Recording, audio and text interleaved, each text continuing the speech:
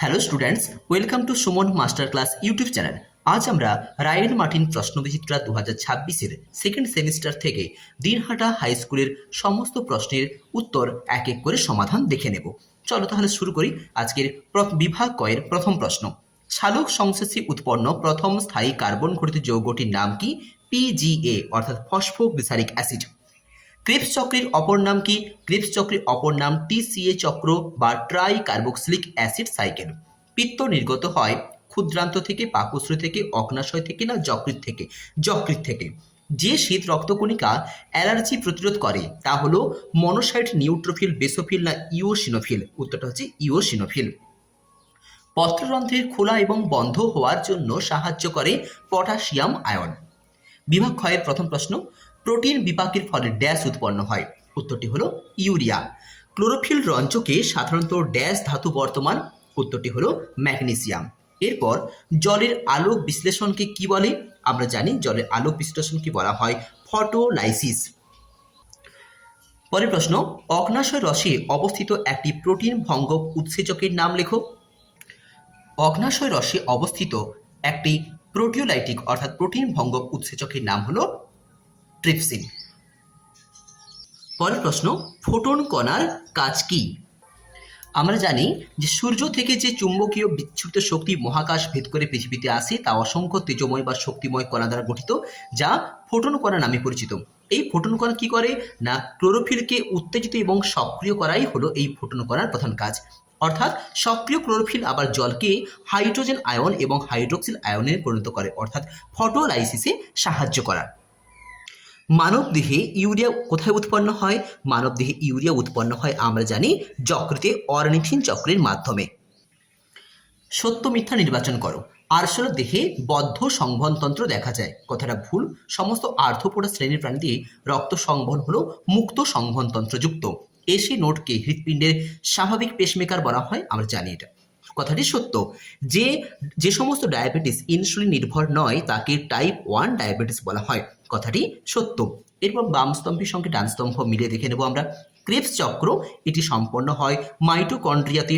অন্ধকার দশা এটির অপর নাম হলো ব্ল্যাকম্যান বিক্রিয়া। পতঙ্গভোগ পুষ্টি সম্পন্ন হয় ড্রসেরার দেহে। সমসংযোগ এবং অসমসংযোগ বল এটি রসের উৎসতে সাহায্য করে। বিভাগ গয়ের প্রথম প্রশ্ন, মানবদেহে দুটি অতিরিক্ত রেচনাঙ্গের নাম লেখো। যেহেতু প্রশ্নটিতে 2 মার্ক রয়েছে তাই দুটি রেচনাঙ্গের নাম লিখলে কিন্তু হবে না, অঙ্গগুলির নাম লিখে অল্প একটু ব্যাখ্যা করতে হবে। যেমন যকৃৎ কি করে না অরনিথিন চক্রের মাধ্যমে ক্ষতিকারক রেচন পদার্থ ইউরিয়া উৎপন্ন করে। হ্যাঁ, ঠিক একই রকমভাবে আমরা ফুসফুস থেকে লিখব যে এটি গ্যাসীয় রেচন পদার্থ কার্বন ডাইঅক্সাইড, উৎপায়ী তেল বা অ্যাসিটন, জলীয় বাষ্প প্রভৃতি রেচন করে। তাই 2 মার্ক যেহেতু রয়েছে সেই জন্য দুটো পয়েন্টকে আমরা এখানে একটু ডেসক্রিপশন করব। পরের প্রশ্ন, মানুষের কতবার দাঁত ওঠে এবং মানুষের স্থায়ী দন্তসূত্রটি লেখো। দেখো, মানুষের যেহেতু 2বার দাঁত বের হয় অর্থাৎ শৈশবে দুধে দাঁত পড়ে গিয়ে স্থায়ী দাঁত আবির্ভাব হয়, তাই আমরা লিখব উত্তরটি 2বার দাঁত ওঠে। আর এই জন্য মানুষের দাঁতকে বলা হয় ডাইফিওডন্ট। আর মানুষের স্থায়ী দন্ত সংকেত বললে আমরা অবশ্যই বলবো আই 2/2, সি 1/1, পিএম 2/2 এবং এম 3/3। অর্থাৎ ইনসাইজার বা কৃন্তক এই দাঁতটি হলো 2/2, ক্যানাইন বা ছেদক 1/1, পিএম বা প্রিমোলার হলো 2/2 এবং মোলার বা পেশক এই দাঁতটি হলো কি না 3/3 বা 3/3। এইভাবে দন্ত সংকেতটা আমরা মুখস্থ করব। পরের প্রশ্ন, ধূমপানের ফলে সৃষ্ট দুটি রোগের নাম লেখো। ধূমপানের ফলে যে রোগগুলি হয় সাধারণত সেগুলো হচ্ছে এমফাইসিমা, ব্রঙ্কাইটিস কিংবা অ্যানজাইনা পেক্টোরিসিস কিংবা ক্যান্সার পর্যন্তও হতে পারে। তো যে কোনো দুটো রোগের নাম লিখে রোগগুলো সম্পর্কে একটু ডেসক্রিপশন করে দিতে হবে। পরের প্রশ্ন, অভিস্রবণের দুটি গুরুত্ব লেখো। অভিস্রবণের গুরুত্ব দুটি যেহেতু বলেছে তাই আমরা লিখব উদ্ভিদ দেহে জলের পুনঃশোষণে বা পুনঃপ্রবেশে সাহায্য করে, মূলের জলের পরিবহন কিংবা রসের উৎস্রোত। এই যে পয়েন্টগুলো রয়েছে এই পয়েন্টগুলোকে একটু করে ডেসক্রিপশন করতে হবে। পরের প্রশ্ন, একটি প্রাকৃতিক এবং একটি কৃত্রিম রক্ততঞ্চন বিরোধী পদার্থের নাম লেখো। আমরা জানি যে বেসোফিল শ্বেত রক্তকণিকায় থাকা হেপারিন যা হলো প্রাকৃতিক রেচন বা রক্ততঞ্চন বিরোধী পদার্থ রূপে কাজ করে। একই সঙ্গে বলা হয়েছে কৃত্রিম রক্ততঞ্চন রোধক পদার্থ, অর্থাৎ ব্লাড ব্যাংকে যে অজৈব পদার্থ রক্ততঞ্চনটাকে রোধ করে তার নাম কি? Sodium oxalate. পরের প্রশ্ন বলা হয়েছে কপ্রোফ্যাগি কাকে বলে, উদাহরণ দাও। দেখো, কপ্রোফ্যাগি যার অপর নাম বা বাংলায় বলা হয় মলভোজী, যে পুষ্টি পদ্ধতিতে প্রাণী নিজের বা অন্য প্রাণীর মলকে খাদ্যরূপে গ্রহণ করে পুষ্টি সম্পন্ন করে তাকে মলভোজী পুষ্টি বলা হয়, এবং এই সমস্ত প্রাণীদেরকে কপ্রোফ্যাগি বা মলভোজী বলা হয়। উদাহরণ কি না? গিনিপিগ, গুবরে পোকা, শূকর, মাছি ইত্যাদি। পরের প্রশ্ন, হলোফাইটিক পুষ্টি এবং হলোজৈবিক পুষ্টি এর মধ্যে দুটি পার্থক্য দাও। যেহেতু দুটি পয়েন্ট বলেছে তাই আমি বলবো তোমাদের সংগঠন স্থল লিখতে এবং পুষ্টির ধাপ। সংগঠন অর্থাৎ উদ্ভিদ দেহে, সবুজ উদ্ভিদ দেহে হলোফাইটিক পুষ্টি সম্পন্ন হয় এবং প্রাণী দেহে সম্পন্ন হয় হলোজৈবিক পুষ্টি। আর পুষ্টির ধাপ হলোফাইটিকের ক্ষেত্রে দুটি ধাপে সম্পন্ন হয়, একটা সংশ্লেষ এবং আত্তীকরণ। আর হলোজৈবিকটা 5টি ধাপে সম্পন্ন হয় বা 5টি পর্যায়ে সম্পন্ন হয়, খাদ্য গ্রহণ, পরিপাক, শোষণ, আত্তীকরণ এবং অপাচ্য খাদ্যের বহিষ্করণ। ঘয়ের প্রথম প্রশ্ন, মানুষের শ্বসন কৌশলের পর্যায়ে দুটি বর্ণনা করো। দেখো, শ্বাসক্রিয়া দুটি পর্যায়ে সম্পন্ন হয়, একটি যে প্রশ্বাস এবং নিঃশ্বাস। যেহেতু প্রশ্নটির জন্য 3 মার্ক রয়েছে তাই তোমাদেরকে একটু বড় করে লিখতে হবে। প্রশ্বাস ক্রিয়া পুরো ব্যাপারটা দেওয়া আছে। প্রথমে কি হয় না, বক্ষগহ্বরের আয়তন বৃদ্ধি পায়।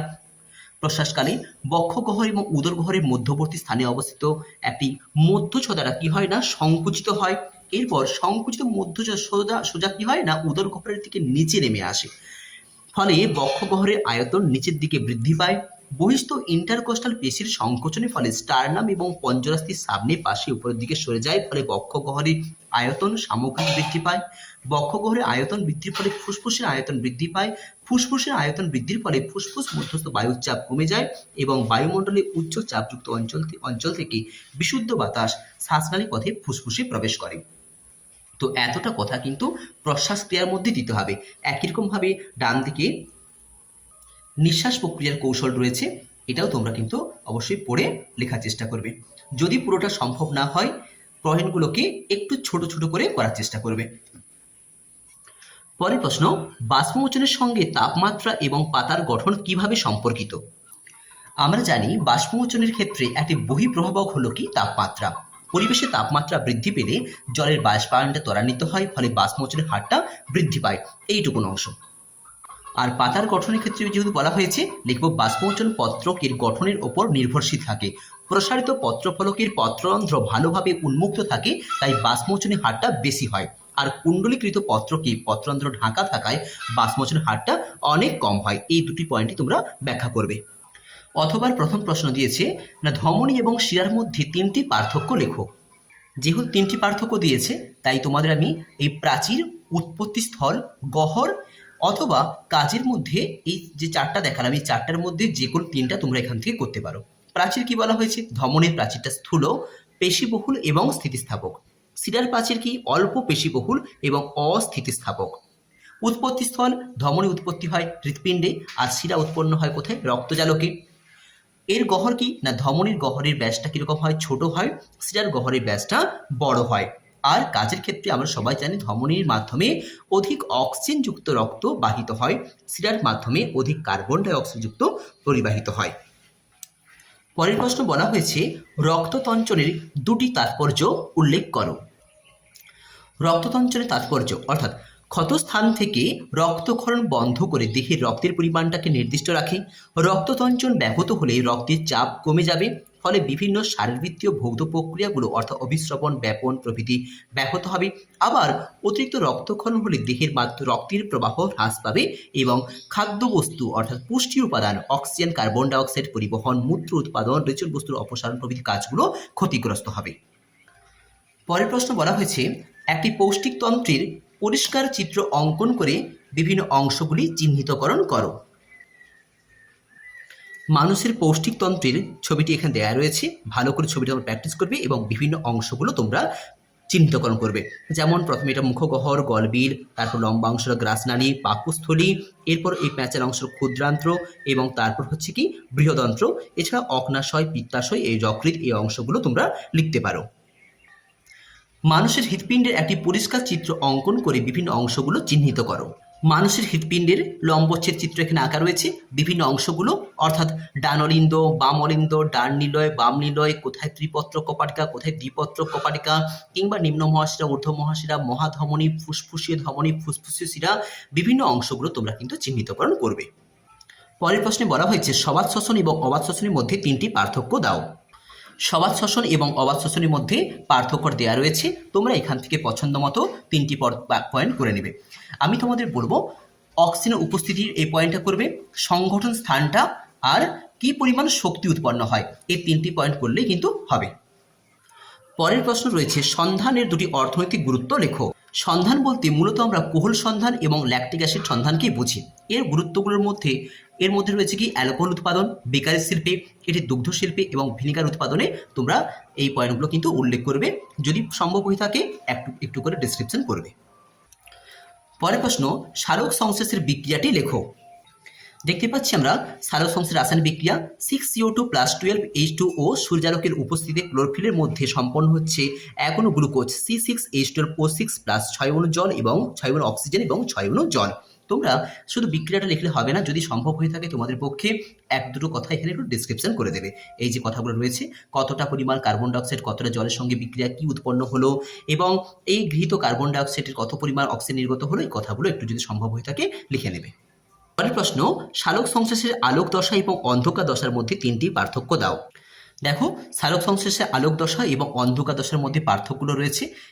এটা হলো সূর্যালোকের যে 2টি পার্থক্য বলেছে, 3টি পার্থক্য বলেছে, তাহলে সূর্যালোক গৃহীত পদার্থ কী কী পদার্থ গ্রহণ করছে এবং কী কী পদার্থ উৎপন্ন হচ্ছে, এই 3টি পয়েন্টই তোমরা অবশ্যই করবে, যদি সম্ভব হয়ে থাকে স্থানটা দেবে। ঠিক আছে, তো সূর্যালোকের এখানে নির্ভর বিক্রিয়া, এটা আমরা জানি, এটা সূর্যালোক নিরপেক্ষ বিক্রিয়া, মানে প্রয়োজন হয় না, সরাসরি প্রয়োজন হয় না। গৃহীত পদার্থ কী কী প্রয়োজন হয়ে থাকে, জল এবং সূর্যালোক। আর অন্ধকার দশায় আমরা জানি যে কার্বন ডাইঅক্সাইড উপস্থিতি সম্পন্ন হয়ে থাকে।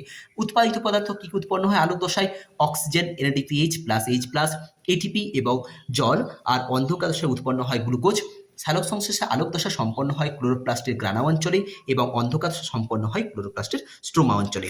আজকের এই আলোচনা তোমাদের মনোগ্রাহী হলে অথবা এই ধরনের আরও নিত্য নতুন ভিডিও পাওয়ার জন্য এই চ্যানেলটিকে সাবস্ক্রাইব করে আমার পাশে থেকো। মনোযোগ সহকারে আজকের এই টপিক দেখার জন্য সবাইকে ধন্যবাদ। সবাই খুব ভালো থেকো এবং নতুন টপিকটি আসার আগে তোমরা আজকের এই আলোচনাটা ভালো করে একবার রিভাইজ করে নাও, ভালো করে দেখে নাও। যদি কোনো জায়গায় বুঝতে অসুবিধা থেকে থাকে তোমরা আমাকে অবশ্যই কমেন্ট করতে পারো। ধন্যবাদ।